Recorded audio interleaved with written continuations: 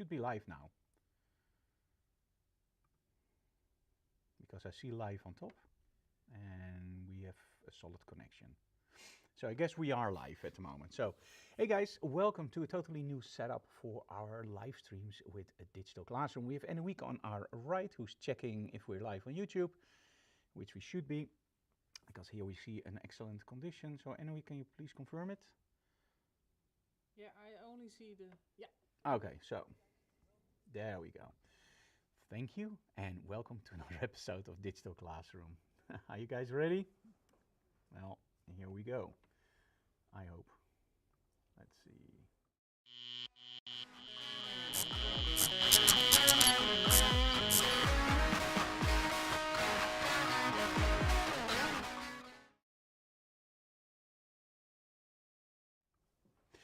Okay guys, so welcome in our studio in Emmeloord in the Netherlands. And today we have a slightly different setup for our digital classroom. So if something goes wrong, it's probably because we have a slightly different setup. So like Anouk is now walking straight in front of the camera. Sorry. Which she shouldn't do. Oh. We do have a problem with that camera with focus. So if something goes wrong, we do have to switch between cameras very quickly. But I think for now we're fine. As soon as the lights went on, the focus was okay. Today we have something planned that's slightly different from other episodes. And normally with Digital Classroom, we have that educational part, the part where I explain everything about the lighting setup, where we explain mostly about how you coach your model, how you set up your camera. And I thought that for the new season, we wanted to do things slightly differently. Because after more than 10 seasons, let's be honest, we've done a lot of that stuff. So I think, what is the missing link in most educational videos? Including my own educational videos. And that's actually the part where we talk about creativity. And the nice thing about creativity is that we can do that a lot, because creativity is always different per set. Why do you choose this setup? Why do you use this set? How do you create that lighting? And I think overall that's so much more interesting than just knowing that's 5.6, put the light on a 45-degree angle. So in the next episodes of Digital Classroom, we're going to focus more on the creative part. How do we build sets? Why do we place the lighting there? But most of all, how do we create different moods in our sets? Because, let's be honest, the mood in a set is what determines how an image looks, how you perceive that image. If we use red light, it will give you a different mood than if we use blue light, and the other way around, of course. So all those things we will be discussing, and of course we're going to give you a lot of information about the lighting. Now, of course, we do have our chat open, so you guys can ask questions during the live stream, and a week will literally just give those questions to me and I will answer them live. We have our model today, Claudia or Regina, depends on who you ask, and she looks absolutely awesome. So today we only have one set. Now, you might think like, hey, that's going to be a short episode. Well, it is going to be a short episode, but not that short. Because we only have one set, I thought it would be really cool to show you guys the difference between lighting sources. In other words, we're going to shoot exactly the same set, but with different lighting setups, meaning we're going to create different moods, different looks, but most of all, different technical difficulties per set. And we're going to explain them all to you guys and just try to figure something out that works. Let's talk a little bit about the hardware we're using today. So I'm still shooting with the Sony a7R5, of course. And for the software, we are using something different at the moment. Don't get me wrong, I'm still shooting with Cascable on the iPad for our live shoots and for our normal setups. But for today, I'm shooting actually into Lightroom.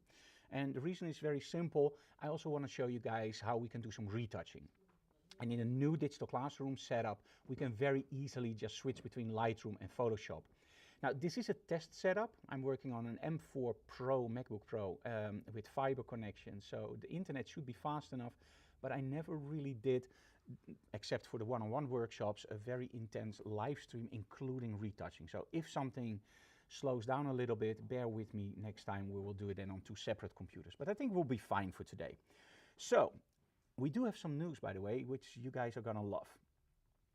First of all, we have a new product in our lineup. So you know that we are the distributor for IQ Wire, Rogue, Click backdrops, and of course G-Koto. You're going to see all those backdrops today also. but we added a new brand. And for us, it's very important that we deliver brands that are designed by photographers for photographers. There are so many products out there that are designed for the photography market, and then as soon as you start using them, you will figure out that they're not really designed by photographers for photographers. And what do I mean with that? I like products that solve an issue, even if I don't know I have that issue. That's even the better thing. And our brand new product, and I can't believe it wasn't available in Europe or not widely available. And that's actually a platypod. Now you might wonder, like, Frank, what the heck is a platypod? It's a cool name, right? Platypod. But what is it? Well, let me hold the extreme for you guys up here. Now, we all know the problems that when we go out with photography, that nowadays they are a little bit reluctant when you use a tripod, right? So you go to a museum, you grab your nice camera, and analog camera, of course, at this moment. You put it on your tripod, and immediately there's somebody from the security. Sorry, sir, you can't use any tripods over here. Yeah, that's going to be a problem also in the future, and it's pretty annoying. The cool thing about the platypod is that it isn't a tripod. It's a platypod. So that means that you can level your camera, you can set it still, it's very nicely balanced, and you can still take those pictures. And they just fit in almost every bag. And they have a lot of accessories. For example, when I'm shooting my videos at home, I am using my iPhone. But now I have a stand with an arm and lights all on a platypod. So I can just throw it in my bag and I'm done. And that's so cool. I'm going to show you a picture very soon, not at the moment during this live broadcast, but on my social media in the coming days or weeks, you will see some images behind the scenes where we use that setup. For today, so I'm shooting into Lightroom. You might wonder, like, hey Frank, Lightroom doesn't support your Sony camera, right? Well, yes, that was a problem in the past. At this moment, you don't have any problems with Lightroom anymore because, well, they supported Sony. And actually, they support it now natively. So you don't need any extra plugins like Smart Shooter. You just connect your camera to a Lightroom, you do start tethering, and it works. As mentioned before, the only reason I'm using Lightroom today is because I also want to do some retouching, and then it's easier during a live stream to just use it on your laptop. On the workshops and demos, we're still using the iPad with Cascable, because let's be honest, the iPad is just much easier than working on a laptop. Okay, Claudia, are you ready? Or Regina? Yes. You threw me for a curveball. Regina. Okay, and a week. It's Queen. Regina Regina means means queen. queen. Brian May and Roger Taylor means queen for me. Yes. Okay, I'm gonna go there. I hope Anouk doesn't destroy everything. Are you ready, Anouk? Can you switch between the cameras? Because now we see you in the screen.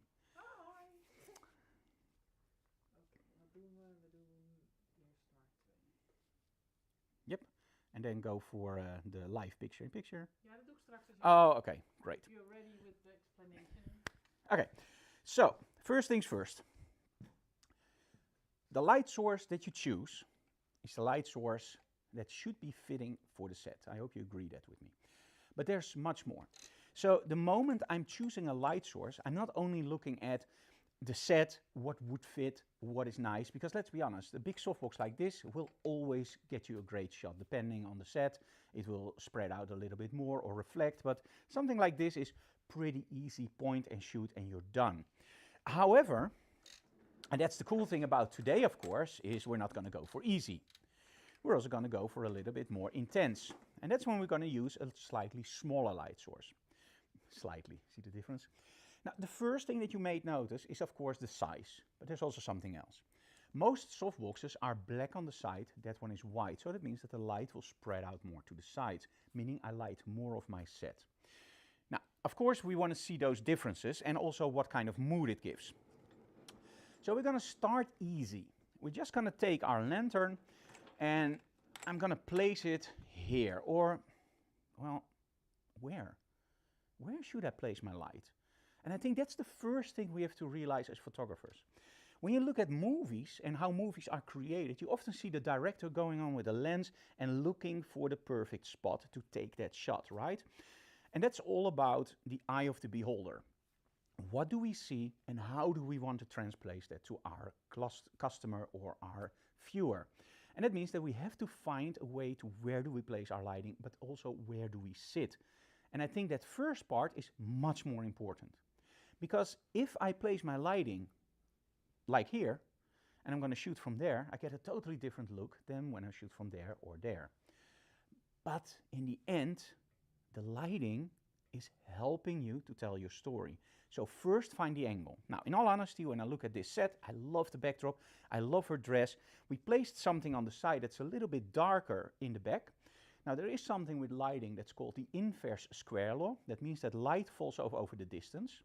And that also means that when I place my model more towards that backdrop, the backdrop will become brighter if I meter the light correctly on my model and I don't change the distance of my strobe.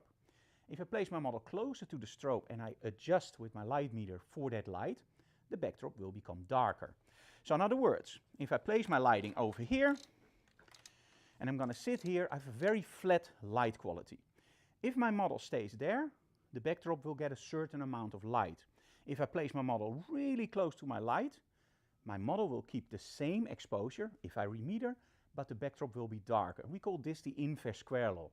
And this is really important when you work with sets, because you want to make sure how much of that set do I want to see. Is there anything in that set that I don't like? Or is there anything in that set that I really want to pinpoint my lighting towards? In this case, I'm very simple. I don't like that backdrop at all. I want it as dark as possible. So I'm going to ask my model to move all the way to the side on the podium. There we go. Perfect. This is great. Now the reason I'm doing this, if you look on the floor, maybe you can zoom in, Silke, on the floor. You can see the floor. Oh, you can see the floor. I am keeping a little bit of distance between the floor and my normal studio. The reason for this is simple. Nowadays in Photoshop we have something called AI, artificial intelligence, where we can easily create stuff inside of Photoshop. I'm not a big fan of that, because I think it kills your creativity to a certain point if you do it too much. Just typing in Viking running away from a burning building doesn't really do it for me as a creative person. However, creating a shot like this and not having to make a complete floor with wood and just carrying it around, breaking my nails and whatever, you don't want that.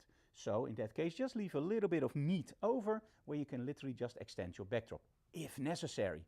Probably I just crop it out in my shot. By placing my model more towards me, I am creating more distance towards that backdrop, but keeping the distance between my strobe and the model equal. Meaning at this point I have a nice setup. I'm pretty sure I can also reach the bottom thanks to my strobe. I have a nice setup on my model. So maybe step one step forward. So what I'm doing now is I'm creating a little bit more darkness on my blue backdrop. If I place my model against the blue backdrop, I have shadows and the blue backdrop is bright.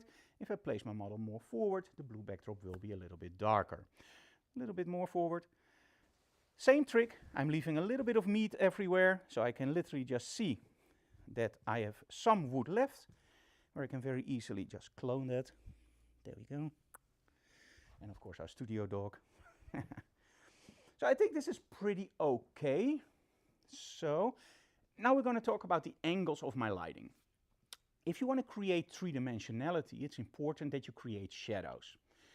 Now, the difficult part about photography to understand is we're not really working with shadows and light. We are working with reflections. And of course, we use shadows and light to create our images and to create depth.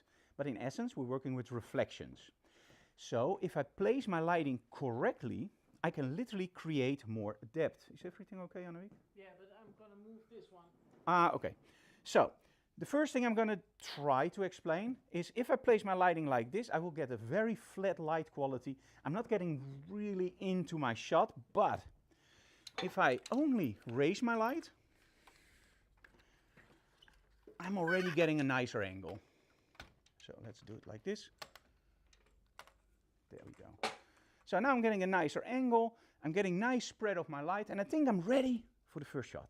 How are you guys? Are you feeling okay? Grab a beverage, lock your doors. We're gonna shoot royalty. To Lightroom even, yes.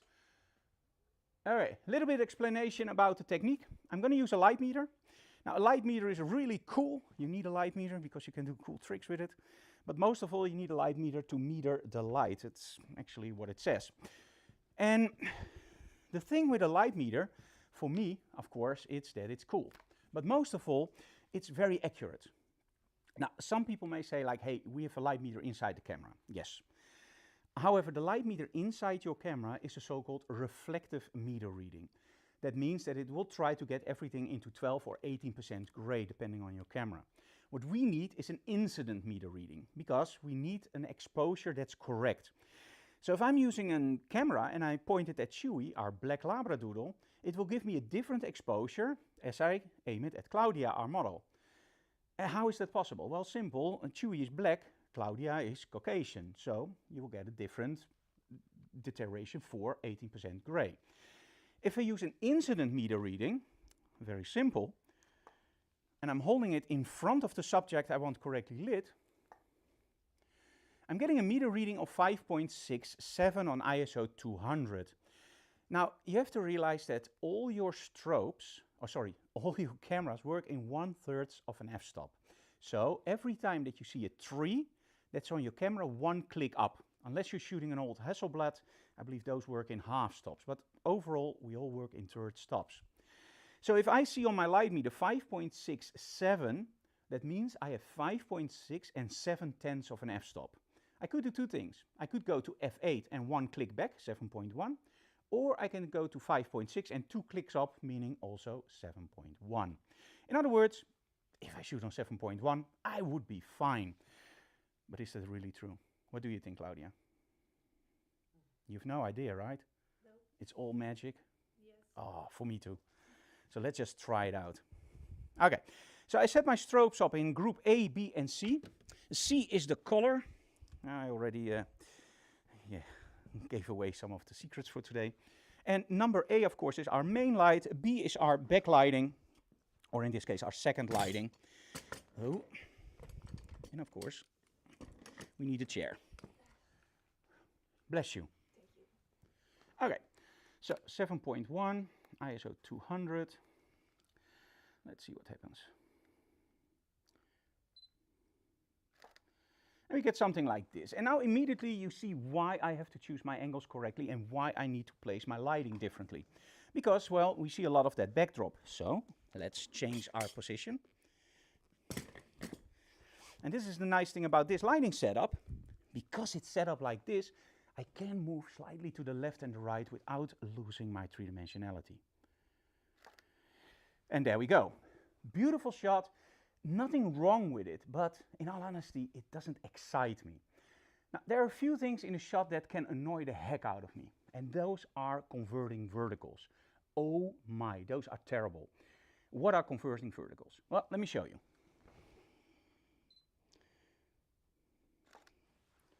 If you look in the back, you can now see that all those lines go different ways. Now, in all honesty, when we shoot it like this, it looks natural. And why does it look natural? Simple, because we're using a backdrop that has a wall. That's recognizable for us, and we know also in real life that when somebody's in front of a wall and we lower the camera, we point it up, that those converted verticals will go that way. This is one of the things that I think is very difficult to recreate in Photoshop when you start emulating backdrops. This is also why I love shooting with real backdrops, because I don't shoot like this. Like, okay, here's my water or my leveler. Let's get it 100% right. There we go. For me, this is boring. It's fake. It doesn't look right. And as soon as I start working with a little bit of angles and start to freak out with some lower shots, there we go. But as soon as you shoot something like this, you can see that the backdrop starts to move. And sometimes you don't want it. But where do you lay your leveler? That's the thing that has bugged me for years, and I still don't 100% know. But what I mostly try to do is get the first line straight. So in other words, look at this shot and look at the one that follows. And now I'll try to get the first line more straight. As you can see, for me, this looks a little bit nicer. I don't really care for the lines in the back that they go wonky, but that first line that leads me towards my model, that's the one that I want straight. Okay. Let's experiment a little bit more. Of course, we want to have the whole dress in the picture at one point, but for now, let's focus on a few close-ups. Let's get some nicer perspectives. So some lower angles, I really like this. And again, I'm trying to get that first line as straight as possible. Okay, let's zoom out. And as you can see, This is one of those shots where you go like, yeah, maybe landscape isn't perfect. I love landscape shots. Do we have a train in Emmeloord? Good griefs. Do you hear that, guys? That's a train whistle, and we don't have a train in Emmeloord, so that's messed up. That's new. So let's zoom in. Ooh, I really like this. This is nice. And we immediately have a problem. Do we show the whole dress? Now, did I ask you? When I started with photography, I was one of those guys, yes, we have to show the whole dress. Okay, so let's do it. So we're going to show the whole dress. Awesome. So now we show the whole dress, but in all honesty, is this really a shot that excites you, a shot that pulls you in, where you go like, oh my, I want that shot on my wall? No. And this is one of those things where your imagination does more. I'm a big horror fan and science fiction. And you know when, for me, the movie isn't interesting anymore? As soon as I see the monster. As soon as I see the alien. As soon as I see somebody ripped apart. At that point, I grab my popcorn and go like, yeah, now we're gonna have fun. And it's not scary anymore. You know when it's scary? When you don't know what's gonna happen. When you have a certain move. The first time I saw a Japanese horror movie where somebody just came up to you, that's normal. But in that movie, I believe it was Ringu or the other one, where they didn't just move up to you, but they just stopped, disappeared, and then they were 4 meters in front. They disappeared again 4 meters in front. That scared the living daylights out of me. And you know why? Because we never saw that before. Same thing with, for example, any movie that you can imagine where they do something else. And that's the thing that you also want to do in photography. You want to keep your mind working. And the cool thing about your mind is if you crop, your mind will fill in the blanks. So if I shoot something like this, I don't want to show the whole dress, but I want to do it like this. And you know, the cool thing is, you still see the whole dress in your mind, but it's cropped. And you know what's even better? Don't you think the dress is much longer than the full shot? Don't you feel that there's much more on the sides? That's your imagination. And I think that's cool. If you show everything, there's no room for imagination. By cropping and by placing something perfectly in the frame, you are triggering that imagination. I'm still showing the whole dress. Maybe the designer will go like, I would wish one more where it's totally seen. Well, okay, no problem, we do that.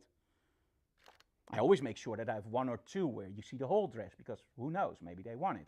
But for myself, I would much rather go in lower, zoom in a little bit more, and crop just the sides off. Not too much, just the sides. Look at that, wow. So, but in all honesty, when we look at a shot like this, I go like, cool, but I think there's more. And when I think there's more, it mostly means that I miss something in a shot. Now, the first thing you have to notice is the lantern. You might have expected the lantern to spread out over the whole set.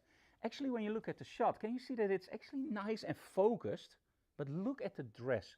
The moment we're going to change this over for a different light source in the second set, you're going to see that the dress becomes much darker on the bottom. So we still have the inverse square law, light fall off. And now you probably also know why I raised the light. If I would have placed my light lower, my whole model would be lit exactly the same way because of the lantern. There would be a lot of light hitting the floor, aiming back up, creating a lot of light also on the bottom. By placing my light higher, I'm already aiming even that large softbox towards my model and using the inverse square law to create a nice light fall off on the bottom, creating a shot like this. But because I'm shooting from the side, I'm also creating a more shadowy side, and that means that one side is more lit, one side is more darker. And that side, we're going to place an extra light. Now, if we place an extra light, we have a few options. You can use a strip light to create a nice accent light, or you can create, for example, an open reflector. Now, if you use an open reflector, that's a normal metal reflector, there's one big problem, and that's the hardness of the light. So as soon as you start opening up shadows with hard light sources, you have to realize a few things. One, you can get very nasty shadows hitting the floor. And two, every hair on your model's arm will stand out like crazy.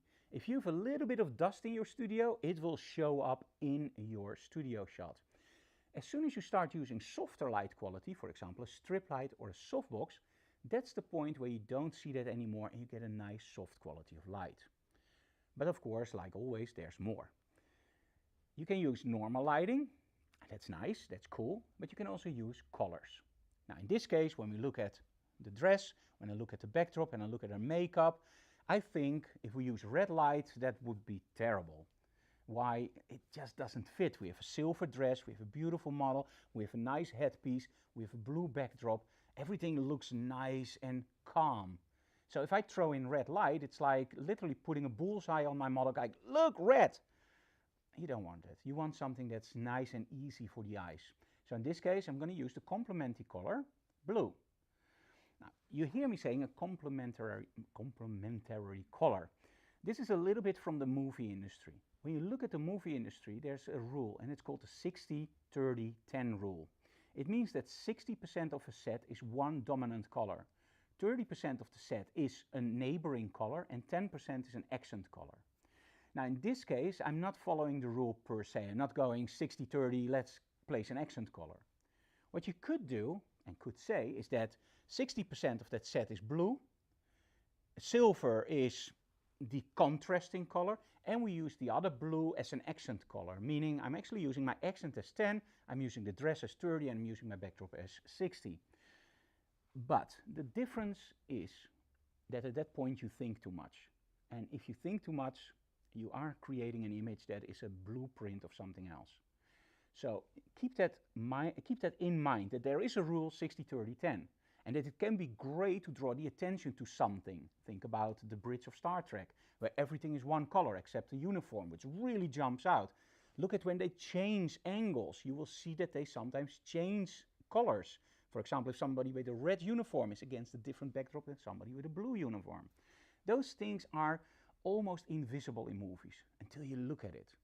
And I think in your photography, for most of the part, it should be invisible until you turn it off.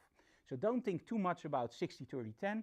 Just know if you want something to jump out, use everything in the same color and a little bit of an accent. In this case, we're going to make it more uniform. So I'm going to use blue. Now, because I can't place it behind my model, I'm going to disappear for a second. I'm going to go behind here. I'm still here, don't worry. And I'm going to turn on my strobe, and this is my C channel. And what I'm going to do, in a moment, you're going to see it peeping over the backdrop, I hope. There we go.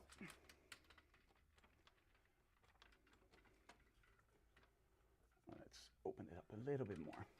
There we go. There we go. There it is. I'm aiming it down. And I'm trying to aim it slightly towards my model. There we go. So, now as you probably already know, with these kinds of lighting setups, I'm not really metering my backlighting. And for the reason is actually pretty simple. It's more like cooking. Sometimes I like more, sometimes I like less. And in this case, I don't know yet. So, let's see what we can do. So I'm still going to use my same lighting setup. I have my C channel now on 1/16. That's very low, but you never know. Let's take a test shot. Nice. Now it only opens up a little bit on the back, so that's of course not. Now my idea of setting something up correctly is actually a little bit counterproductive. It's start at full power. There we go. The reason I'm starting at full power is very simple. The moment I'm shooting on full power, I can literally see what my light is doing. Where is it creating reflections? Where is it creating highlights? Do I like the highlights there? Yes or no? If I try it on the lower settings, it might be that during the workshop in the studio, I look at my monitor and go like, ah, that's fine. And then at home, I go, oh, it's too dark or it's too bright. By starting out with 100%, I can immediately see that we have a problem on our backdrop with a reflection. And that's something that we call angle of incidence is angle of reflection. If you want to make sure that you don't have any reflections, you can use a grid, or you can angle your strobe away from that backdrop. Now when I look at the strobe at this moment, I can see that it's actually aimed at my backdrop and at my model. So what I want to do is I want to angle my strobe. So we're going to try that. And in that case, I'm very happy that we're using the Gigotos, because those are really easy to handle.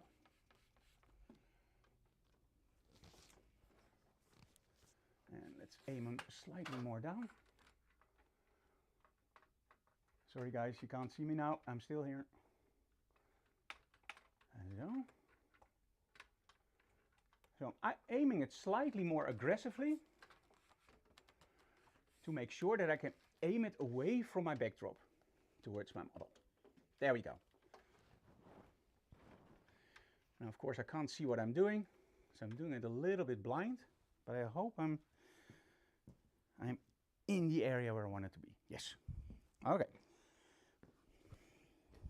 So, again, it's on full power, so it's going to be terrible.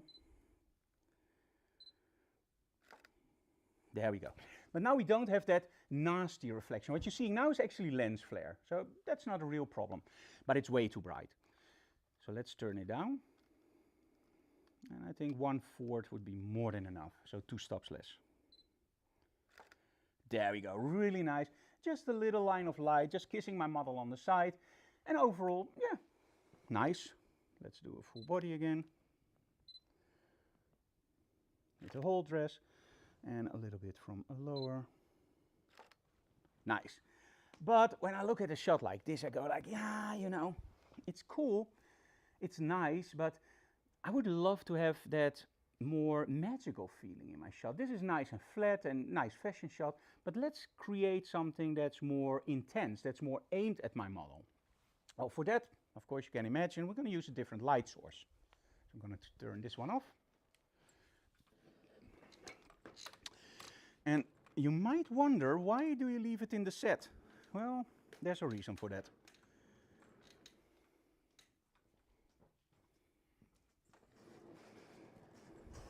There we go. So, this is our quickie. What's in a name?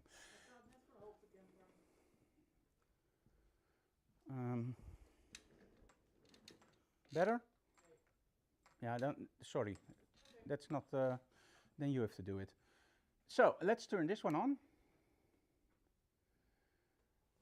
Okay, there we go. So, channel 1, and let's place that one on B. Sorry, on B. There we go, B channel. Great. Okay, same thing. You have to aim it up and place it close to our model, and there we go. I'm gonna move this one then further away, that it's out of the eye cam range. So better, Annemiek? Yeah. Okay. It's pretty far away from my model, so it means it still spreads out. I want it closer. So what I'm gonna do is I'm gonna aim it more towards the model. That's the nice thing about the pistol grips.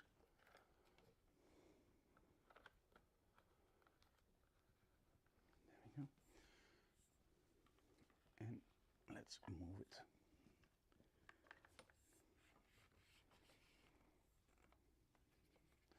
If someone knows stands like these, let me know. Because these are not available anymore, and I love them. Okay, great. So let's grab the light meter again and meter our exposure on our model.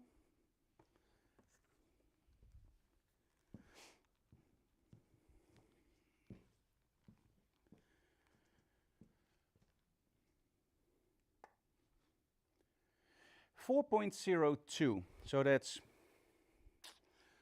let's move it a little bit closer to our model. Let's lower it.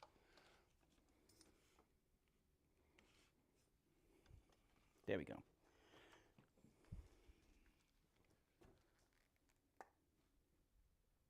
.03. So that's F4 and 1 click up. Now the backdrop I'm not going to use at the moment, so I'm going to turn channel C off, and I'm going to turn channel A off for now. So we're only going to use channel B. Now look at the difference. Totally different look, totally different shot. Much darker. Oh, sorry, I'm shooting on F4. Sorry, I'm shooting on 7.1, so I should be shooting on 4.5. Excuse me, that's better. So as you can see, a totally different, this for me gives me much more of that fairy tale look, a little bit darker, moodier. For me personally, I like this. Do you also see that the colors look a little bit more saturated? And let me explain why. As I told you before, we're not working really with light and shadows, we're working with reflections, but we're also working with frequencies. So if I'm wearing black, it means that the material blocks certain frequencies, and that's why you see black. But for example, a sparrow will see all kinds of colors in my shirt because he sees the reflections differently. And that's also where we're going to play with here. If you lower the luminosity of a set, automatically the color becomes more muddy but more saturated. So if you use a very bright backdrop and you put a lot of light on it, it can become a little bit washed out. If you lower the light on your backdrop, the backdrop will become much brighter. Now watch what happens when I introduce again that blue on the backdrop. I of course have to lower it to make sure that it's in balance with the previous shot. So I'm going to lower it the same amount. There we go. And you're going to see that that blue appears totally different from the last set. Now it just opens up the shadows. Oh, sorry, I went 2 stops too far. That's my mistake.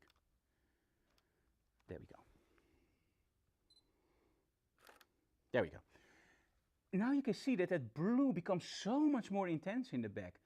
And somehow, I now love it much more. You could add a little bit of smoke and create something cool. But now I'm actually feeling more like, hey, in the previous set, I wanted to turn that blue down on the backdrop because it was too much, it was too aggressive. But here I'm actually starting to go like, wow, I actually like it so much, I want it more. So let's just open it up another 2 stops. Why not? Oh, that's 3 stops. That's 1 down. There we go. Okay. Ooh, nice. So now we also get that nice lens flare from the back. What we can also now do is, of course, go again for a full body. So let's turn the display over, and zoom out, and go for a semi-full body, of course. There we go. Love this. But now when I'm shooting this, I'm starting to realize something. I do like my model to have a little bit more light in the shadows. I like it, but it's too dark in the shadows. So, remember when I said that I still leave the lantern in the set? Yes, because at this moment, we're going to turn the lantern on again. But I'm not going to use it as my main light source. That's the difference for this setup. Yes. I'm using it as light in light. So what does that mean? Well, it's actually not that hard. What you do is you meter your light starting here. That's nice. Starting here. That's dark. Going here. 1.45. That's very, very dark. So if I want my fill-in light, let me just show you when I add it. There we go. So you saw them without. So let me just do one again without. One moment. My screen is messing with me. No, okay. Never mind. Okay. So this is without, and in all honesty, it's not wrong. There's nothing wrong with it, but let's just turn it on. And then especially look at the bottom of her dress. Of course, this is way too much, because now I'm losing that intensity in my shot. It's way too bright. So let's just turn it down. Let's say to, it's now 1/8. Let's go to 132. Very, very low. Ah, there we go. So now I still have that intensity in my shot. It's still dark on the bottom, but look when I turn it off.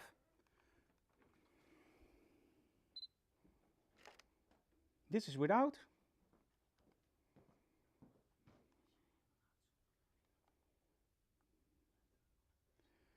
Let me try this one for now. One moment.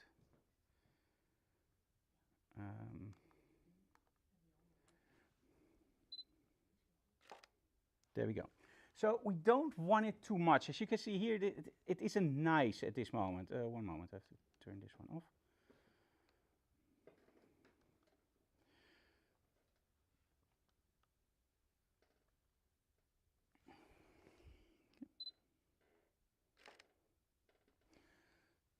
And again, turn it off.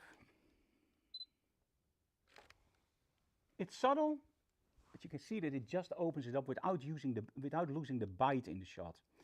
It does mean that you need extra strobes, but hey, we sell strobes, so no problem. Sorry.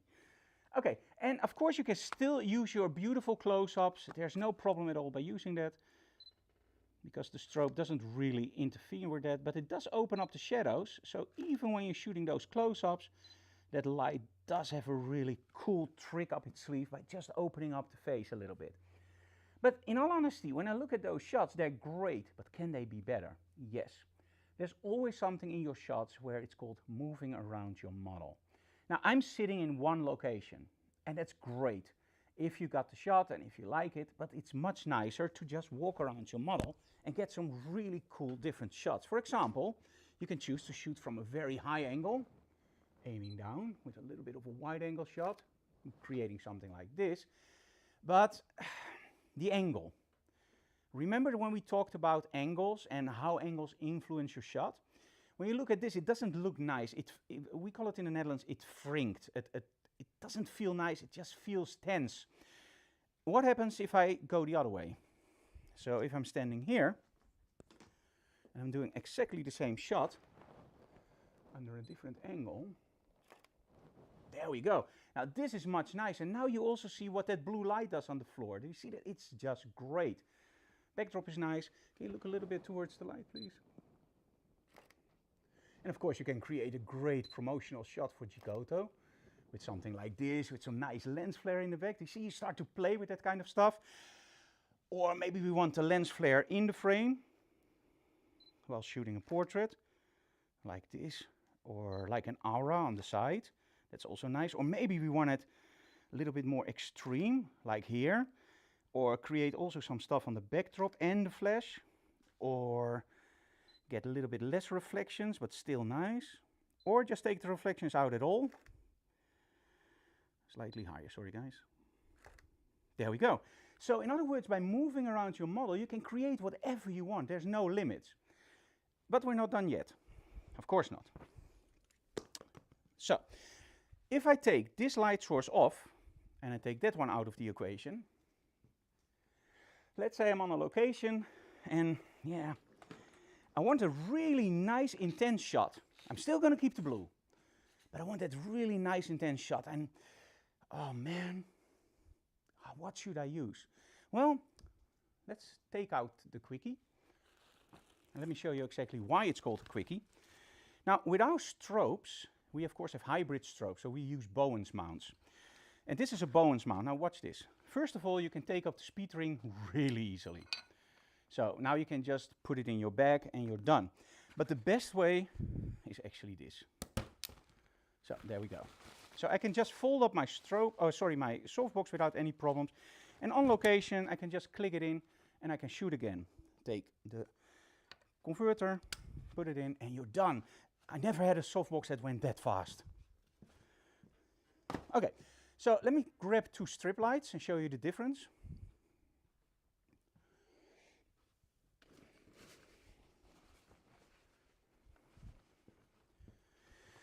Now from Giotto, from the top of my head, we have three strip lights, right, Anouk? Yeah. Okay, but I'm only using two. Does that mean that the third strip box is not usable? Absolutely not. It's great. We sold them a lot, and to people that use it, they're very enthusiastic about it. It's bigger, and that's the thing. When I look at my softboxes, I have the Quickie, I have the S26, I have the 36, I have the 64, and the Lantern. If I have a strip light that's too wide, for my style of photography, that doesn't really add something to my arsenal of modifiers. Let me explain that to you guys. When we get an email from a photo studio, what should we buy? There's one thing that I can very easily say. Do you work a lot on location? Yes, okay, get the GT200s. Do you work a lot in the studio? Yes, get the GT400s. And you can still use them on location either way. As soon as it starts to work about light modifiers, that's where the story becomes really difficult for me, because I don't know what you shoot. Let me show you. And this one is narrow but long. We're going to use that for this one. This one is narrow and short.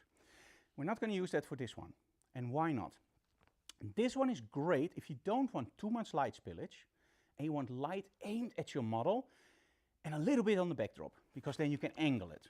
Now with a strip light you always have to remember you have 3 strobes or 3 softboxes. The one in the middle, it's very bright. The one on the sides are a little bit softer. So that means that when you angle, you can literally control your lighting. Now in this case, when I look at Claudia, are you still okay? Yeah. Great. I want some light on the backdrop, but I want a really, really harsh light quality on my model. I want her to jump out like crazy. I'm not going to do a full body with this one. I just want that really nasty, almost horror movie kind of shot. So we're going to use the large strip, or in the longer strip. And by the way, the strip lights also collapse really easily, just the same way as the quickie.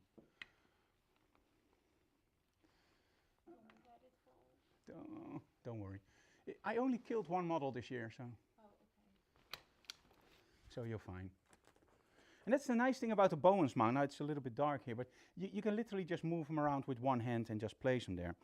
Okay, now we're gonna have a problem, I think, with our boss. Chewy? He's very deep asleep.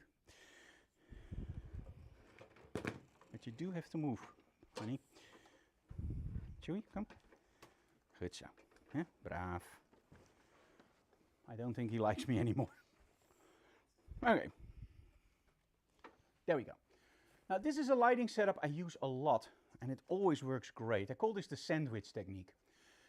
What I'm actually doing is I'm using the center of the light to just spill away, or maybe aim at the light source or at the backdrop further away. Again, we have the inverse square law, light falls off over the distance, so if I use the soft sides, which are a little bit softer and also less outputty, have less output, sorry, and I use the middle one, I can actually aim the middle at something that's further away and still get the same exposure because it's brighter, right? In this case, we're going to use the sides to light the backdrop, and we're going to use this side to light my model. Simple setup, but as you can see in a moment, it's really nice.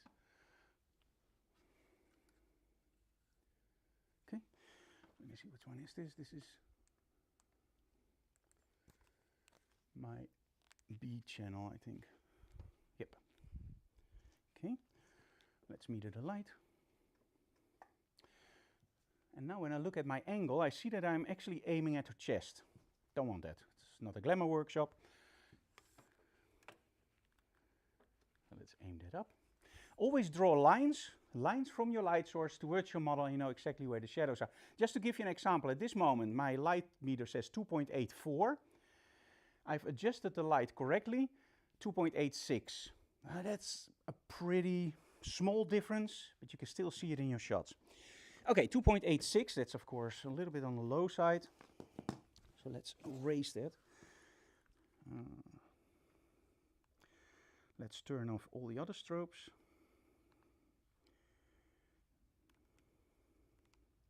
F4. Let's go for 5.6. There we go. Okay. Very, very harsh, very, very dark, only one side. So at this point I go like, ooh, maybe I made a mistake. So I'm panicking, right? I'm on location, my client is there, and I'm totally panicking because this is too dark on the backdrop. Now, do you remember when I told you guys that you can literally just aim your light source and create different moods on the backdrop? That's what we're going to do now. When you look at the light at this moment, it's under an angle. So let's change that angle and nothing more. I'm just going to take my strobe a little bit forward. I'm going to change the angle. I'm not going to remeter. You should remeter, but I know what's going to happen.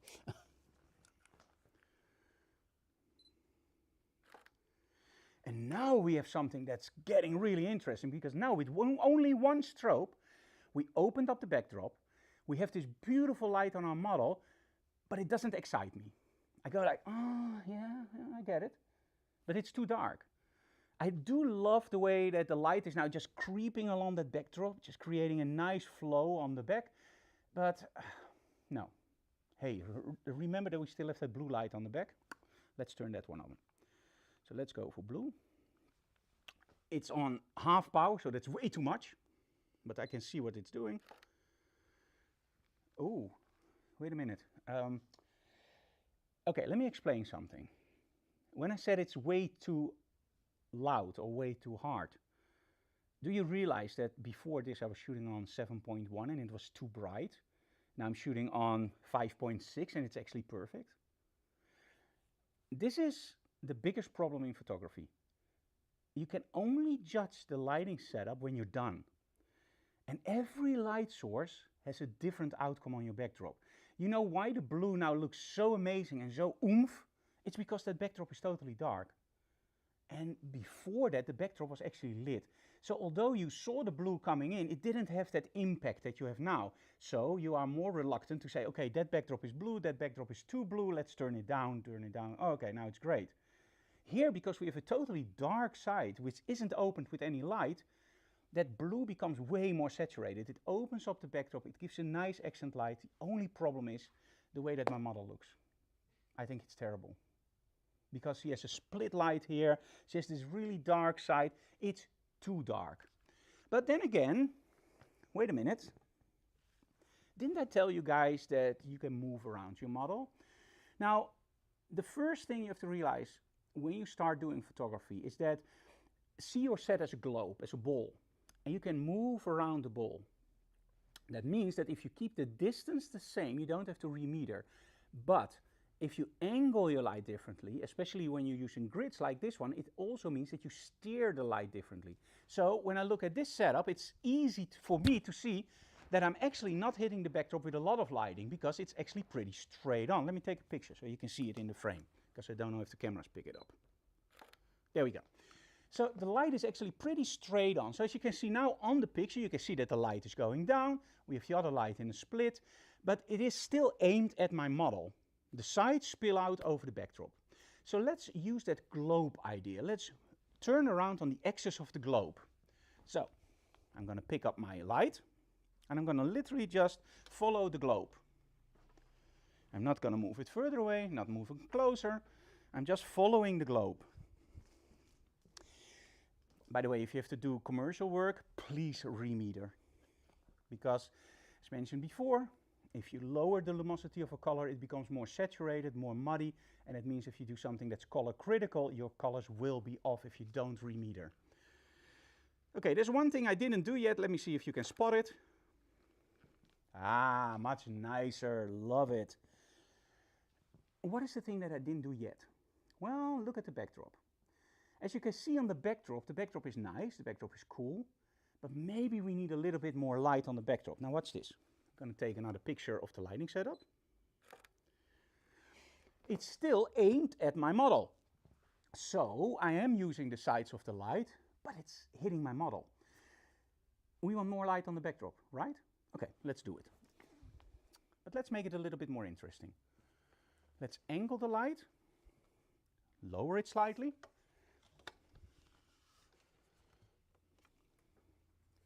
And in this case, aim it totally at the backdrop and only use a little bit of the side of the light to hit my model. I'm going to adjust my camera slightly 1/3 of an f-stop, so I'm going to shoot on f5.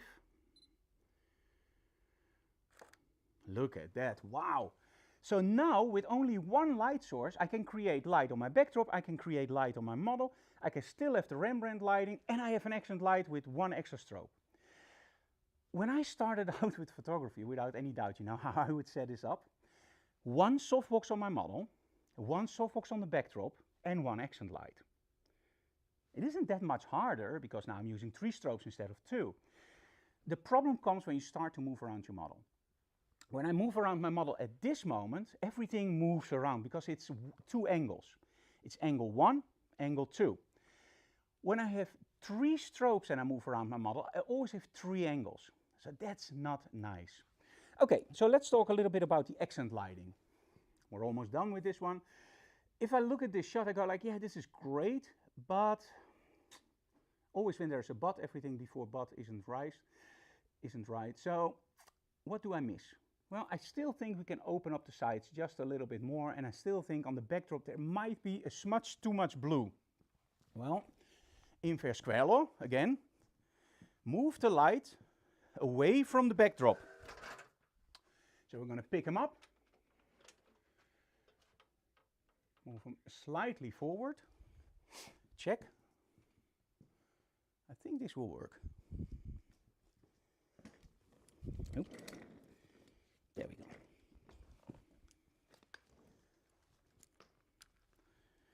I have to focus on my light where it is.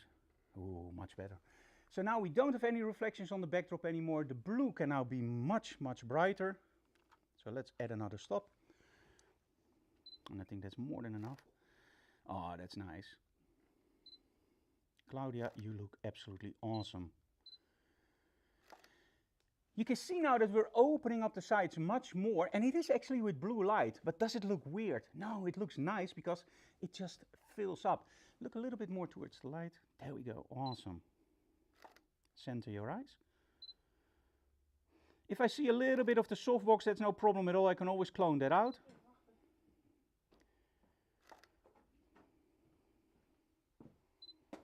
What's wrong? Oh, okay, your hair.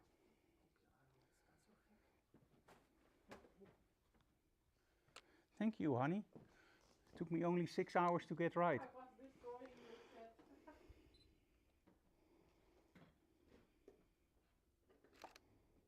Nice. And again, the softbox I will just clone out without any problems. But as you can see, now we're getting somewhere. This is much more like a fairy tale. Oh, that was without the blue. Sorry, I was a little bit too fast. And of course, again, with these kinds of shots, guys, feel free to move around your model. Never ever stand in the same place again. So for example, do this. You can always clone out that softbox. And if you think, oh, that's awesome, but I see too much blue, turn off blue. And just create something like this. And again, the softbox you can always clone out. And if you don't know how to clone out a softbox, there's a trick, and it's called portrait mode. So now you clone it out in camera. Why not? Be smart. There we go. And of course, with this one, we also want some shots from the top down. Wow, look at that. Nice. And, of course, we have blue on the back.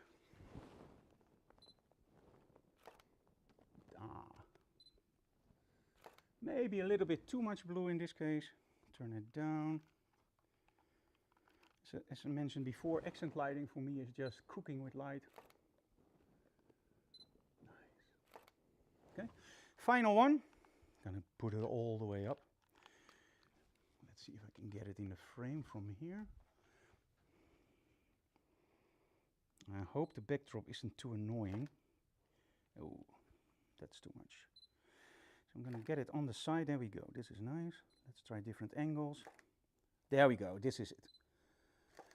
That's nice. Wow. I don't really like my backdrop, but hey, the one in the side, so I can crop that out. Oh, that one I like.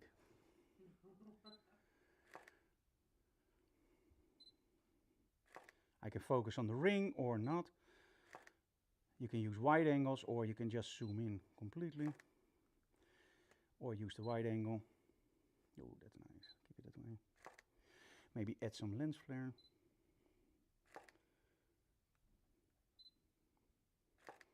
There we go. I think we got some cool shots for Photoshop, don't you think, Anouk? Yeah. Okay, cool. You're done. Thank you so very much. You're awesome. Okay, so let's switch over to the computer. Are you sure she can take off the dress? Yes, she can take off the dress, no problem. Let me see where I am. Yes, I'm here. There we go. Okay, let me show you a quick video so we can set everything up, and then we're going to be back in a few seconds.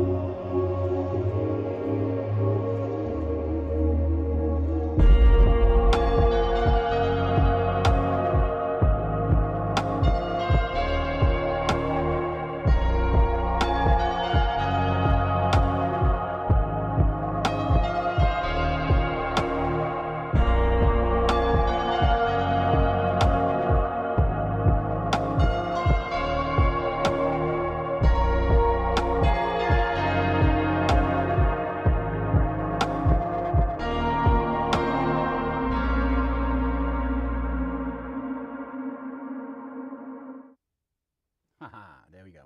Okay, hey guys, I can't tell you enough how great those BenQ monitors are.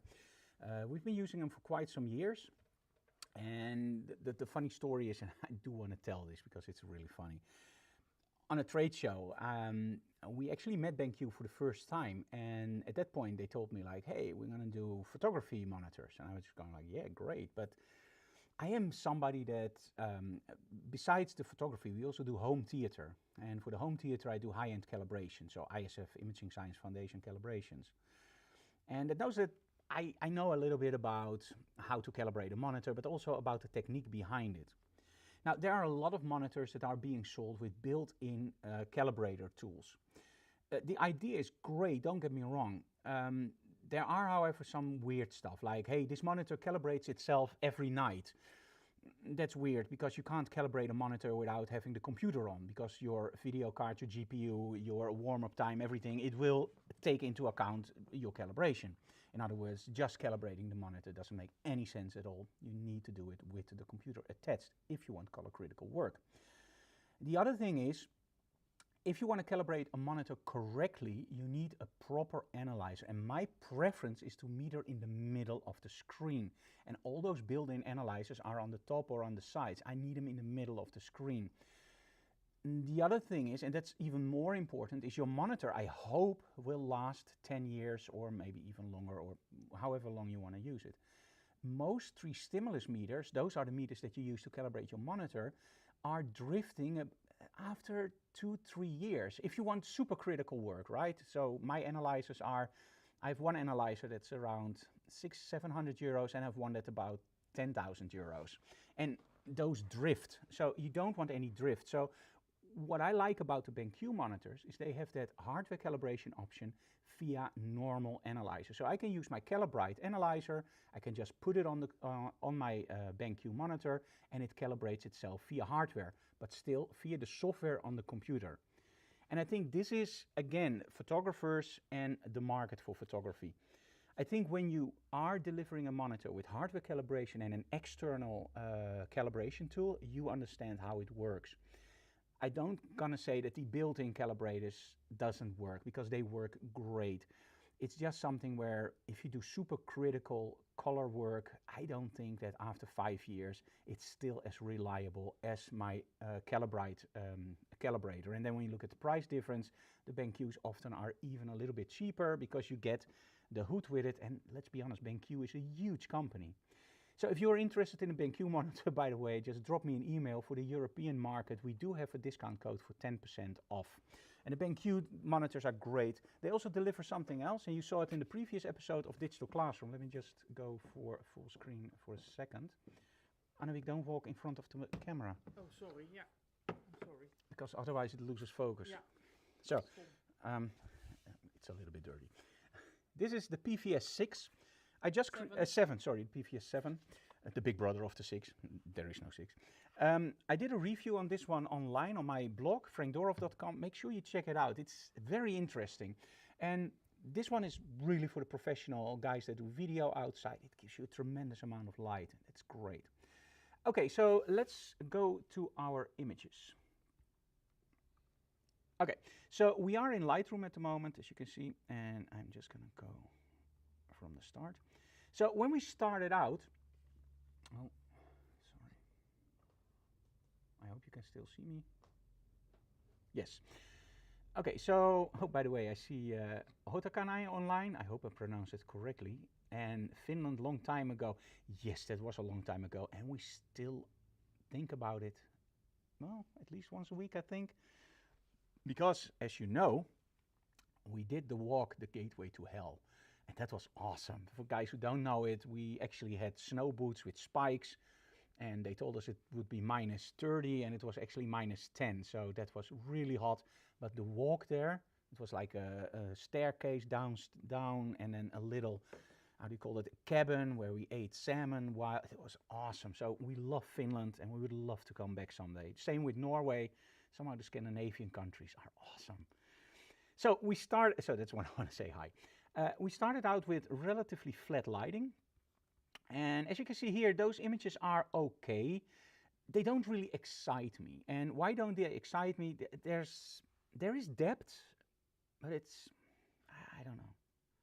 You could, for example, go into your develop module, and you could go, for example, for add a little bit of contrast, add some shadow detail, maybe take out some highlights so you can push the contrast even higher. And yeah, maybe play with your color temperature just a little bit to make it more moody. But in the end, you end up with an image, no, just doesn't work for me. So, all those images, great, but not great. As soon as we started adding the lower angles, the images become more interesting, but still they're flat. They are nice. But that's it. If I would just deliver this, probably a lot of people go, ah, nice images. Except, for example, and this is something you have to take care of, look at the hands. Always when you pose a model, take care of the hands, that you can't see all the fingers. Here you can see that she's moving them away. I hope you also enjoy that I take out those little tidbits. Okay, so as soon as we started adding that blue light, this is where I started to opening up the sides a little bit more. And this is also where I get a more sense of, hey, wow, now something is going on. I can add some contrast. Can maybe open up some shadows and lower my highlights. But I still need a lot of work in Photoshop or Lightroom to make it interesting. Maybe in this case, we're going to add some clarity. Yep, there we go. Some vibrance, nice. Maybe go down into my vignetting and add some post-vignetting. There we go. It's okay. Now we're getting something, okay. This is something I can work with. This is something I can deliver to a client and they will be happy. But then as soon as we started doing that darker light, even when you look at an image like this, and this was slightly underexposed, so let me just get the exposure right. There we go. When you look at this, it's already more, I don't know if fluent is the right expression, but it's more real. You can grab it. It's more three-dimensional, and there's much more contrast. So let's add some more lighting. Now, as you can see here, we got that lens flaring. That's not nice. That's terrible. It's less here, but still, and here we open it up. In essence, I could get something from this one. Let's, for example, just shift this there we go. Let's add some contrast. And the more we get on, you see that the less I have to do to get it interesting. Okay, nice. Add some vignetting. I love vignetting. A lot of people pay a lot of money for lenses that don't vignette. I love lenses that give that nice dark corner. Just look at the difference that vignetting does.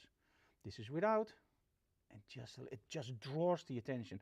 I would love that in Adobe you could actually select your subject, like you can do in Luminar Neo. You can literally say, okay, this is my subject. That's where I want that vignetting. That's something that Lightroom doesn't do yet, but I would love to see that. Or maybe I'm missing it. Okay, so as soon as we started with this, then we started with that nice little angles play from high down. There we go. And I think this is one of the first images that I like for Photoshop. So let's do a 5.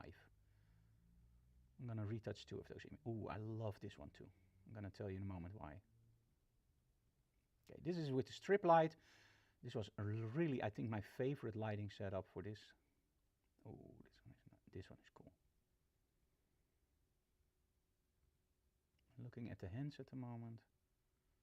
This one is also really nice. Although the second strobe didn't fire, you can still save the shot, luckily, by just opening up.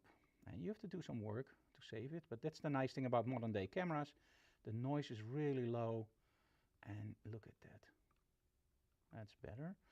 So even a shot that's missed, there's no reason to throw them away anymore. Look at that. Nice, right? Yeah, I love it. But this is, of course, way better, as you can see when the light goes off. Okay, let me see if I can get one with a ring that I liked.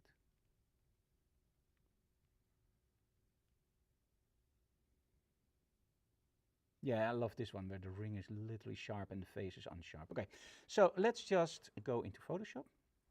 So let's filter on rated. There we go. And let's start with this one.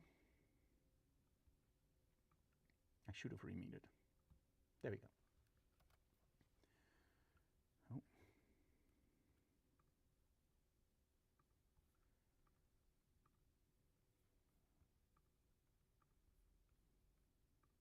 Command A, of course, go into Photoshop. Okay. Okay, so now we have our shot here, and the first thing I'm going to do is I'm actually going to extend my backdrop. So I'm just going to select it. And I'm just going to use generative fill. I'm not going to put anything in there for the very simple reason, most of the time it will do just fine. It will just edit and you go like, okay, cool. You can always select another one, but most of the time when you don't put anything in there with extending backdrops, it will be just fine. Unless, of course, it does something like this. This one I don't like. Okay, let's see.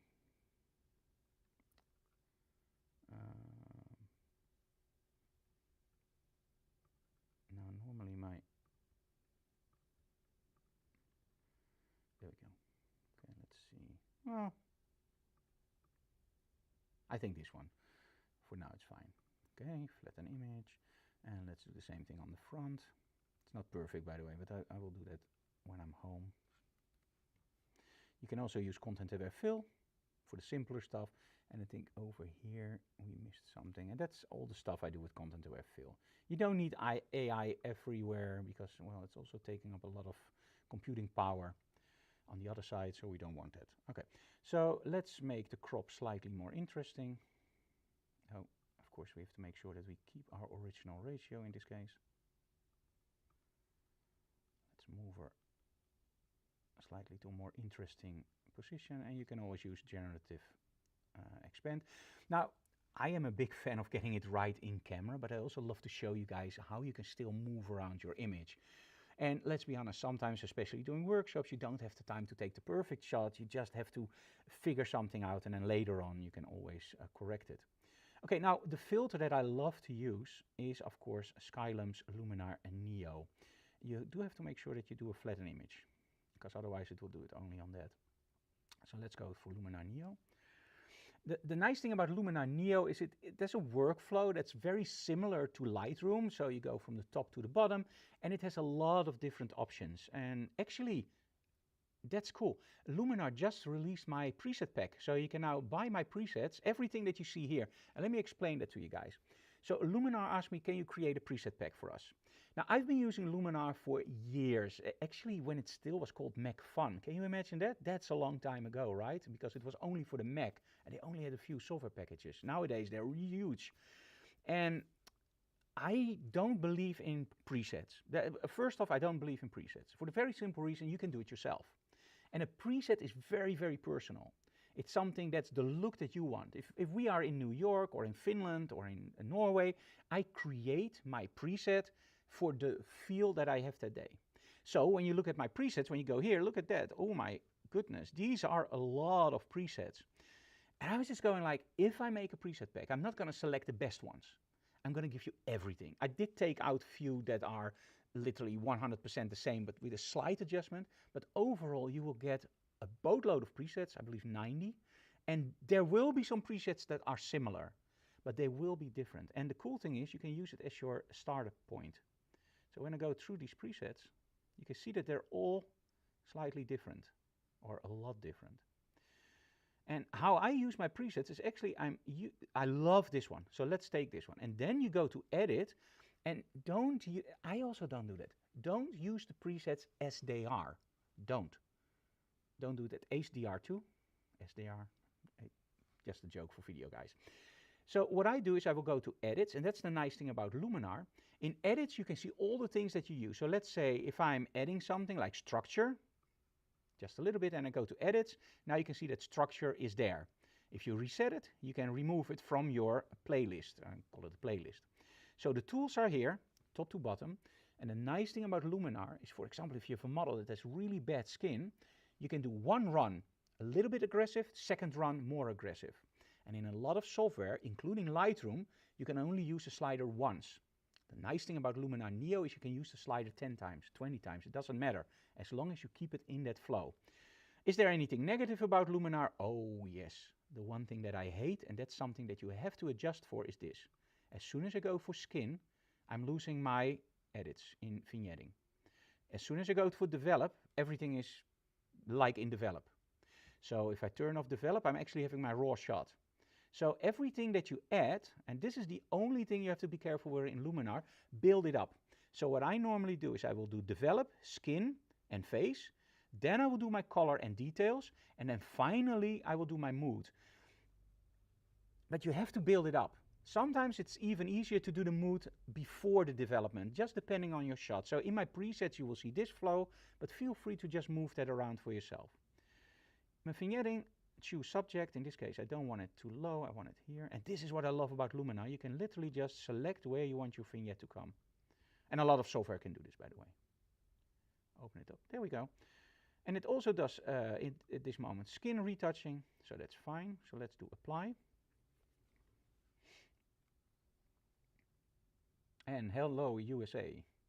Sean McCamis. I hope I pronounced your name correct. How are you? Awesome. There we go. And the skin is actually pretty good. Now, Claudia already has great skin, but as you can see here, it does a very nice job. It keeps it very natural, doesn't overdo it. And now comes the cool part. You know, when a lot of people talk about artificial intelligence, that it's bad and you shouldn't use it, watch this. Normally, when you want to take something out in the skin, it takes a lot of work. But nowadays, look at this. You just select it and you type in clean skin. And believe it or not, of course, today it's going to go wrong. But in most cases, it will be perfect. Models hate it when I zoom in on their face with this kind of resolution. There we go. Look at that. Look at that. So without any problem, you can now easily just take stuff out. But also in the hair, look at this. We have a lot of hair here missing. So let's just go here. And let's just do generative fill. I'm not going to take in anything. I'm just going to, not going to type in anything. I'm just going to do it.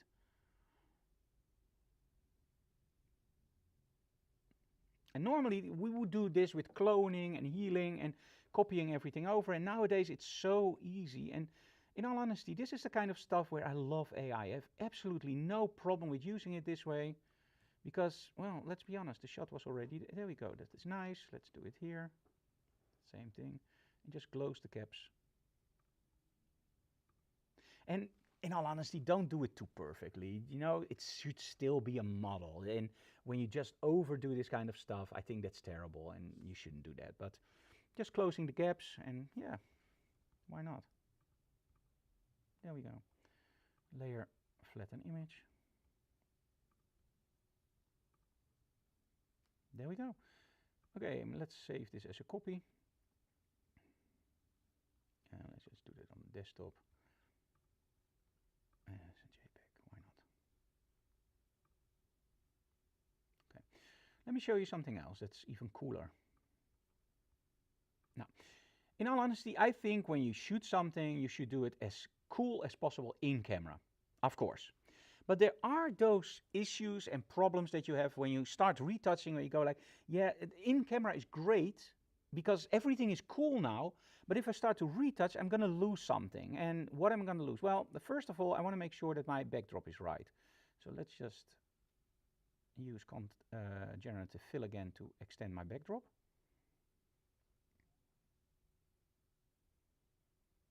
And again, in the past, we always did this with cloning, and I just think this is so much easier. I'm not going to do the side panel, because that's one part I'm going to do at home, because I don't want to keep you guys too long. This is okay. The only thing I now have to do is figure out what I want here. And this is something where generative fill actually can mess up, because I don't want this pattern, I don't want a mix of those. So let me see just what happens. If it doesn't work, I'm going to leave it. And I'm going to fix that later, because again, this is a live stream. I just want to show you what the options are. I'm not going to do a 100% perfect retouch, because let's be honest, then probably it's not that long, but mostly in my shots I do about 10 to 20 minutes max in a difficult shot. Oh, well, that looks actually pretty cool. Okay, flatten image. Now in this case, I can't tell you what I wanted to show you. That's a problem. Let me do it anyway. Let's go first for Luminar Neo for the skin. Now in this case, I'm not going to do anything about the shot, because I want to show you a different software package that I use a lot and I absolutely love. So I'm going to go into my edit, and I'm only going to do skin. So I'm going to go for skin. Now for skin retouching, you can use a lot of different plugins. In the past, I used image normal portraiture, which works great, but I think nowadays, when you look at this, why should you use something that costs $200 if you have something in a package what you already have where it does such a good job? The only thing I'm always difficult in is skin defects removal. It's a little bit hit and miss. I normally don't use that. Okay, so let's apply. So I only did skin retouching in this package. And let's go into another software filter. And Boris FX. Now, Boris FX is amazing. I think, you know that sometimes there is stuff that blows you away. Like the first time I had a Steve Vai guitar, the Jam from Ibanez. It blew me away. I never ever played on something that was so incredibly awesome.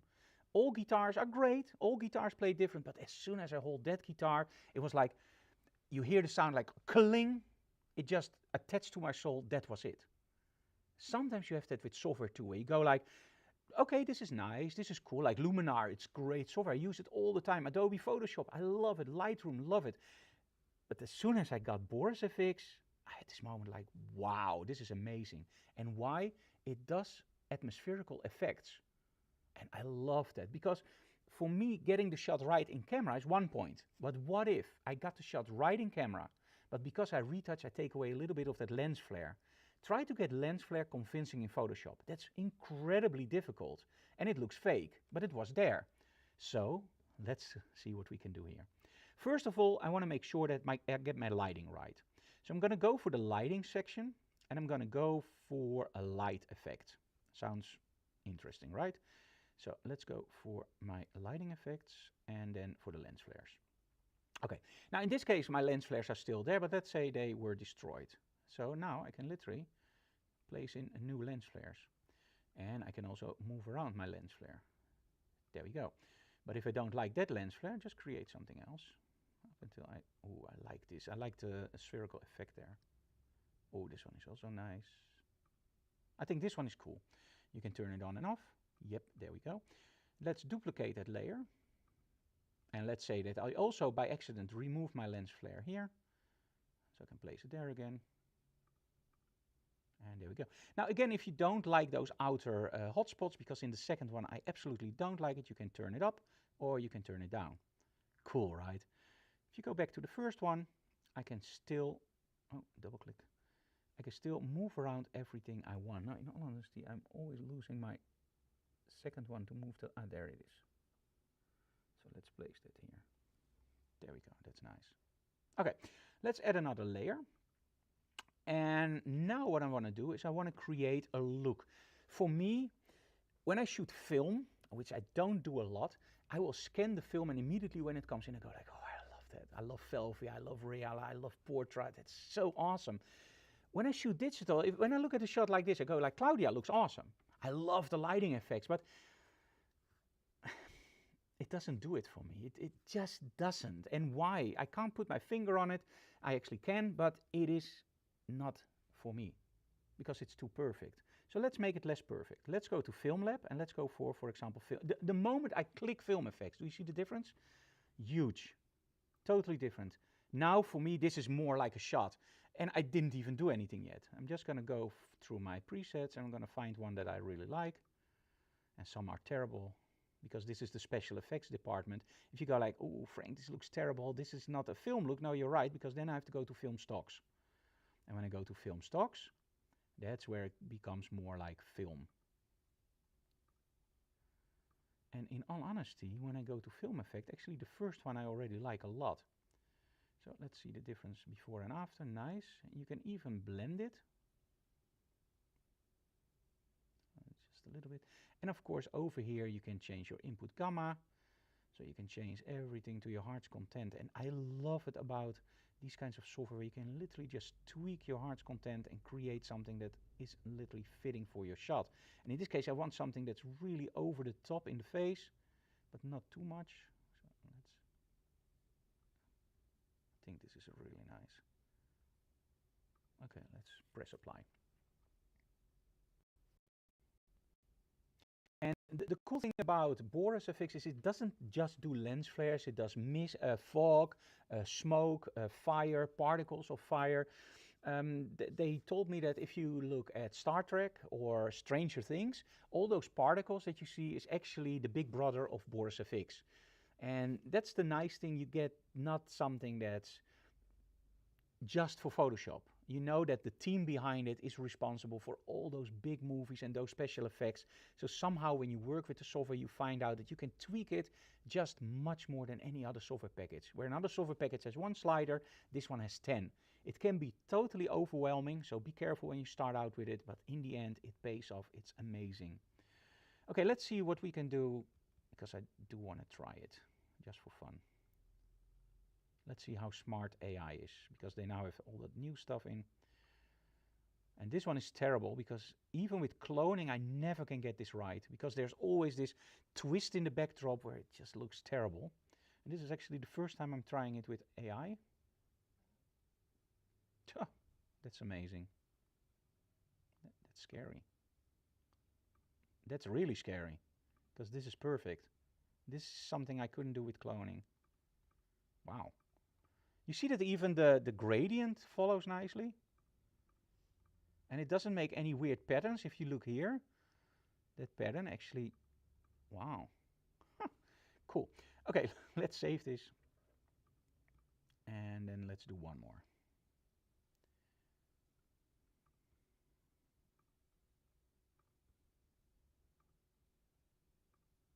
Okay, and let's do one more. The one with the ring.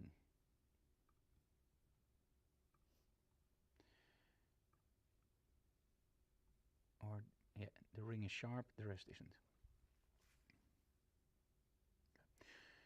Now, when I look at a shot like this, I go, I really want the attention to go to the ring and to the lens flare. So the first thing I'm going to do is I'm going to create this huge lens flare on the side. And with this image, I'm not going to go for realistic. I'm going to go for way over the top insane. So let's start with some really cool lens flares on top. Let's go for light. Let's go for a lens flare and let's place that here and just go way over the top. That's a little bit too much over the top. Oh, this one is nice.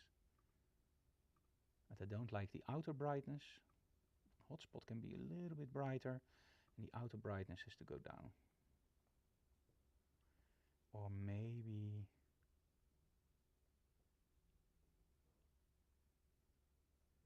lay it over her ring.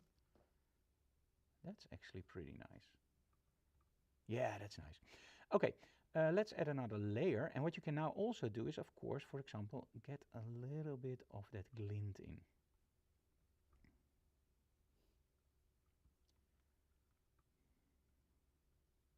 But as you can see here, it doesn't work for me. So in this case, I'm just going to leave it with only the lens flare. So let's press apply.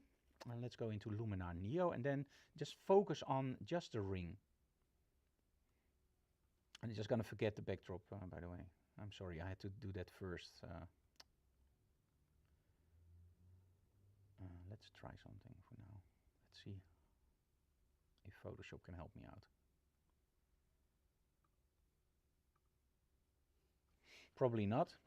Again, the lens flare you should do, of course, before you start editing your backdrop, because then the lens flare just melts everything nicely together. Now, in all honesty, when you use AI nowadays, it is incredibly good. So, yeah, probably you won't even notice the order I do it in. See, that's great. Oh, I like this one more with the little line. Gives a little bit more three-dimensionality. This one just disappears into a strange oomph or something. This one I like more. So let's do that. Okay, and let's go into Luminar, Neo. And if you like that we also do some retouching now instead of just only the photo shoots, just let me know, because we can do the retouching also in the next episodes. And I think it's fun. Okay, first things first, I want to make sure that there's attention to the ring. So I'm going to use a pretty aggressive vignette. And I'm going to choose my subject. And I'm going to literally do it here. I'm going to make the size. And of course, this is ridiculous. But this is going to be better.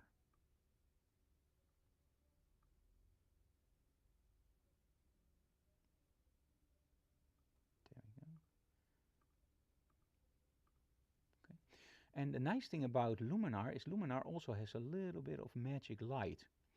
And sometimes you can just paint it in over, for example, something like this and create some nice extra things. Let's do masking. Let's take it to AI. I'm just doing this because I love the motion. I'm just kidding. What it does now, it finds highlights, so where it could do, and then it masks it out. Now, in all honesty, I don't like it here, but on the ring, I don't mind it. I actually think it adds, yeah, I like that. It just gives it a little bit of extra oomph. But in this case, I'm just going to do it myself, brush size, and I'm just going to paint over some areas here, here. I don't want it in the middle. Okay, let's see what happens.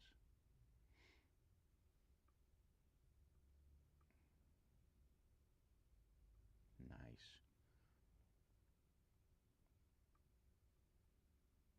Cool. Okay. Now those we want to take out, of course. And I understand why it does there. Maybe also some here, so you can add some smaller ones. For example, here one. Again, I'm going totally over the top. Normally I would never do it like this. But in all honesty, it is pretty cool. There we go. Face is pretty dark now. Let's do some relighting here. So I can do brightness near and near far. It doesn't do anything here. Sometimes this will, oh, there we go. So give me a little bit more control.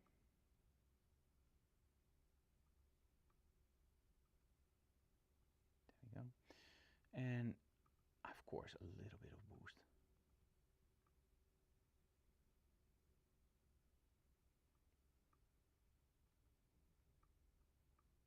There we go.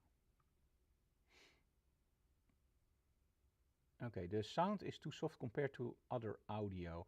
Okay, Hans, the demo, the video for BenQ was a little bit too loud. I understand that. I will move that lower the next time, because that's actually on line level. And my microphone I try to keep a little bit lower so I don't clip when I talk. But the microphone I can of course also turn up like this, but then it's often a little bit too loud. Okay, one final tip for this one. When I look at it, it's okay, but it doesn't move me yet. Now you have to realize that we see 3 colors, red, green and blue. And that also means that in Photoshop and Lightroom, we have only 3 channels, red, green and blue. Now let's try something. Let's go for our backdrop. Let's go for the red channel, Command A, Command C, select everything and copy. Let's go for the top layer, Command V, copy. What I've done now is I've copied a black and white version on top of a color version, and that's actually wrong. I didn't copy a black and white version. I copied a red channel. So what you're seeing now is a red, red, green, blue. And if you know anything about Technicolor, you will probably now get an idea like, hey, isn't that what Technicolor does? Yes, but different. Don't go too much into there, but yes, they actually do something with, they freak out with color channels or with curves. Same thing actually with Velvia, 2 stops over, 2 stops under, while another film, for example, is 4 stops over, 2 stops under. So by using the emulsion of your film, you can literally control, for example, why does Velvia have those deep colors? 2 stops under, 2 stops over. They literally create in the emulsion that you get these nice saturated colors. Why is Portra so natural? Well, because they change the emulsion. And they do the same thing with Technicolor. In digital, we are of course not limited to emulsions or gamma curves or chemicals. We can just do it in Photoshop. So what I'm doing now is I'm taking all the information from the red channel and I'm taking that out of my image. I still have red, green and blue, but I'm adding another red channel. Now, if I just copy it on top of here, it doesn't make any sense at all. It doesn't look nice, it's just black and white. But what happens if I start to do it in, for example, soft light? There we go. So now it creates a much darker and more moody shot. Look at this. But it also creates more white in her face, which gives it a little bit of that, you know it from Vogue, that almost porcelain face? That's actually one of the tips to do it. As you can see here. Now, I'm not overdoing it most of the time, just very slightly. And I do it in shots where I need just a little bit of extra bite. That's why I copy the red channel on top of everything else. Okay, let's say that we're happy with the shot, but we want to change one more thing. I like it, but the blues need to be a little bit more saturated. Now, of course, you can go into your image to your adjustments and go, for example, into your hue and saturation, but that doesn't really work nicely. What I like to do is the following thing: layer, do a new adjustment layer and go for a black and white adjustment layer. And you might wonder, like, Frank, a black and white conversion, black and white adjustment layer, what does this do for my colors? Because we're still ending up with a black and white image. Absolutely right. But you remember probably during the live stream I talked about that all colors consist of 3 coordinates, X, Y and the big Y. So hue, saturation, luminance. When you change the luminance or the brightness of a color, you change the saturation or the look of that color. So let's run with that. I'm not going to use my black and white adjustment layer as black and white. I'm actually going to go for lumosity. Wow, look at this. Now, actually, there's not a lot that changed. I now have a layer that does absolutely nothing. Unless, watch this, I'm going to go for my blues. I'm going to open up the blues. I'm going to open up the cyan. And now, I can literally control everything in my backdrop that has that color. And I can do the same thing for red. So now I can, after the set, I can literally just put in some extra lighting, some extra shades. Green is not in there, so just don't touch it. As you can see here, it doesn't do anything. And you can do so much with this. Open up the shadows or just close them down. See the before and after. It's subtle, but it just gives you so much more control. Okay, let's save this one too. And it won't win any prizes, but it's not a bad shot, I think. Okay, so let's go back for my main camera. Okay, Justin says, love seeing the process from start to finish. So yes, I love seeing the retouching. Okay, so starting from this episode, we already had planned to do it. If we get more responses like, hey, we also love to see the retouching. Next sets, we're going to do a set and then the retouching, and then if there's time, another set and retouching. Because I think the retouching part and also the selecting the images part and why, I think is very important and often overlooked in tutorials. And I actually, on Skillshare and Calibite 1, I have several videos that actually also go into why do I select the images and what jumps out. And I mostly compare it to the first DVD from Shrek. If you went into the menu, you saw donkey jumping up and down like, pick me, pick me, pick me. And I think that's also when you go into your Lightroom. Let me just show you very quickly. If you go into Lightroom and you go through your images, there should always be one where you go like, hey, pick me, pick me. I do want to make one attention note. One moment. I have to do this. There we go. Because this is a really funny scene. So I'm working my ass off to have attention with you guys, and I see all people around me just on their phones and yawning, and I'm just looking at this camera trying to focus just on that camera and not seeing everything around me. So let's just do for unrated. Oh no, sorry, just put off the filters off, and let's switch back to my transition. There we go. So when we go through these images, I actually always go pretty fast like this, and I just go like, okay, ooh, that one. Of course, because you see it jumps immediately out because I retouched it already, but it looks different, and I immediately go back, oh, what's going on? Oh, I love this. You know why? Look at the angles. That's nice, because you have a different angle. I like how her hands are looking here. I love this. The hand is nice and soft and not too big. And that's what you see a lot with photography. When you have the hands, they do it like this and they look huge. And just when you turn them around a little bit, they look so much better. So I like that one. And then when you go, for example, this one I would probably delete because the hand looks totally gone here. You call that a bokkenpootje. Although bokkenpootjes are really nice and really tasty. But in this case, we don't want that. In case you're wondering why bokkenpoot is also a Dutch treat, candy. Same here. Now, if this works, if this happens a lot with a model, there are a lot of things that you can do. One, you can tell your model, hey, look at this. This sucks. Don't do that again. But in all honesty, I don't think that works, and that's not a nice way to do it. I think the nice way to do it is just go with your model through the images, and of course Claudia is standing there, and Claudia and I know each other a long time, so I can tell her this sucks. But when you just start out with a model, don't tell her this sucks. Find some images that are really nice, so she gets her enthusiasm up, she gets really excited about the image, she's oh yeah, great. And then just point out like, oh, I really like this image, but look at your hand. So when you do it like this, it just looks like your hand disappears. Do you agree? Yes, yes, I agree.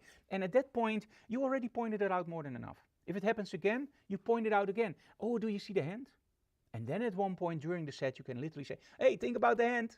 And then it will be gone.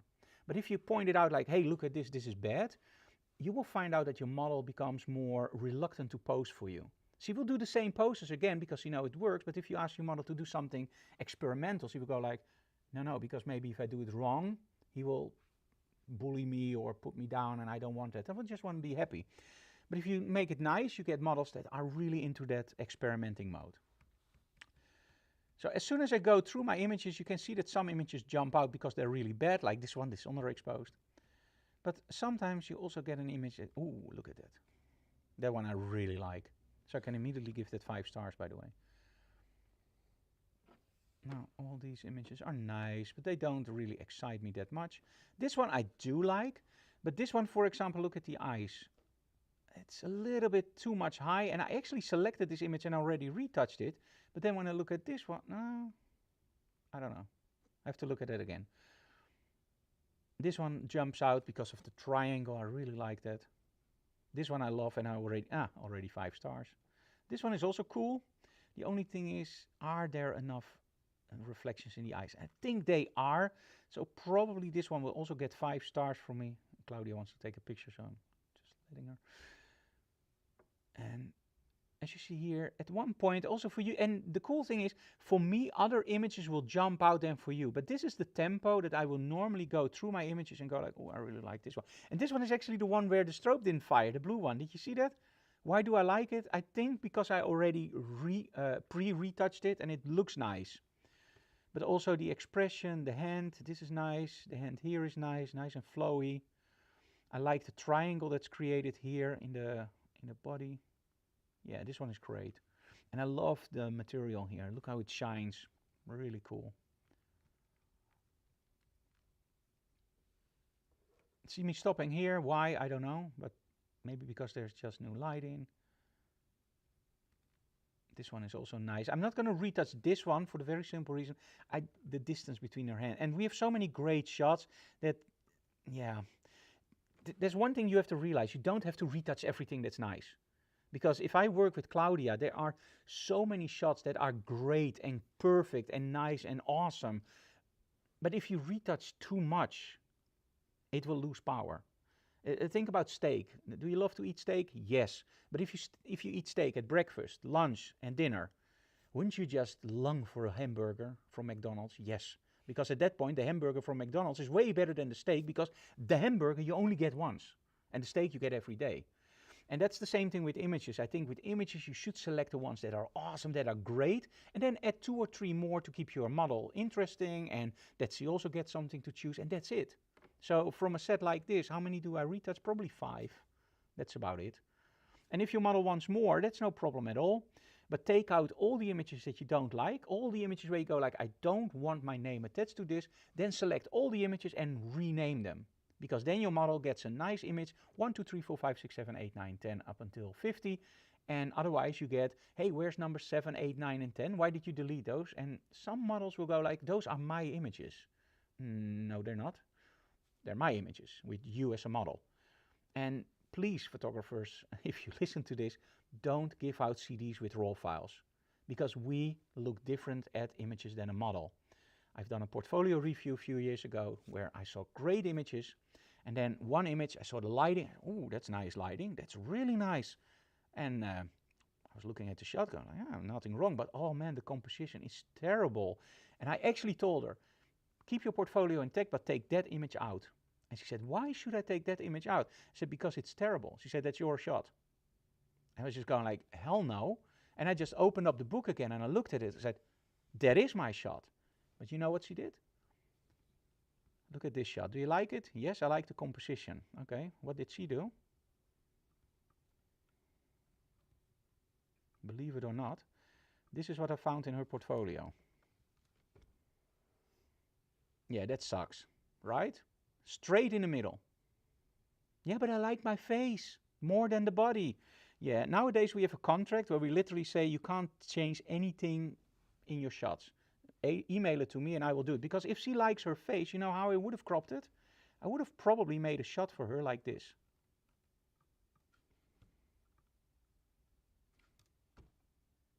See? Not perfect, but much better. So don't give your model RAW files on a CD, because they will print your name with it. They will retouch it themselves. It's not going to go well. So retouch your images and be strict. Only the images that you love. That's all. Annemiek, do we have anything more that we need to share? Well, we have the photo walk. Oh yes, of October course. 4. Yes, October 4th. I'm doing the Scott Kelby photo walk again, and this time we are in Kampen. And Kampen is an awesome place. It's an it's not really medieval, but it is a pretty old town, and we have some beautiful small areas there where you can shoot, like really narrow streets. And of course, a lot of street photography options, because there is a shopping center really close by in the old style. So a lot of shops on the side of beautiful streets. And of course, I'm going to be there with Annemiek and our intern, I hope. Yes. And so if you want to join the Scott Kelby Photo Walk, make sure you check out the Scott Kelby Photo Walk online and register for the one in Kampen with us. So, do we have anything else? Yes, if you like what we do have some, let me see where I have that. We have something really cool called Patreon.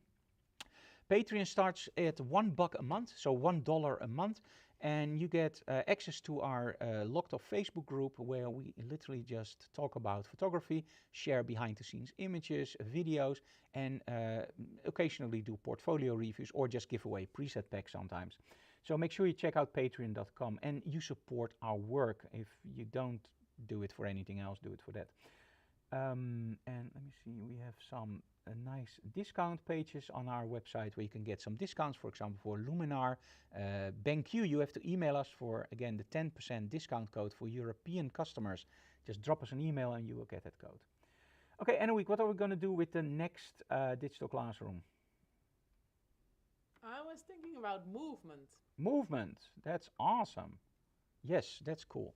So next digital classroom, we're going to do freezing motion. In other words, I'm not going to jump around, but the model is going to jump around and move around, and we're going to show you different sets. We're going to show you how to make a jumping model freeze, but also how to do it more subtle. Like, for example, a little jump, and maybe some wind, and maybe just flick of the wrist. I don't know yet. So, movement. That's better than pregnancy shots, and we thank you very much, because movement I can handle. So, next time, movement. If you have any more questions, feel free to leave them in the comments below. And of course, tell other people about our channel so we can grow. Hit the bell notification so you get updated when we upload a new video.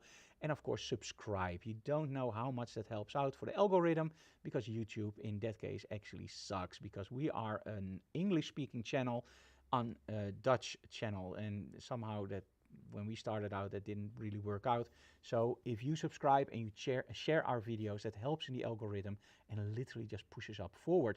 And of course, nowadays on YouTube, you can also hype videos. I would love it if you hype some of our videos. It doesn't cost you anything. You can hype a video 3 times a week, and it helps out with the algorithm, so we move forward in the algorithm. Everything we do is for free, except of course the workshops. So help us out a little bit with subscribing. Thank you so very much for watching, guys. See you again next time. And make sure that you check out your angles and move around your model. Any more? That's it. That's it.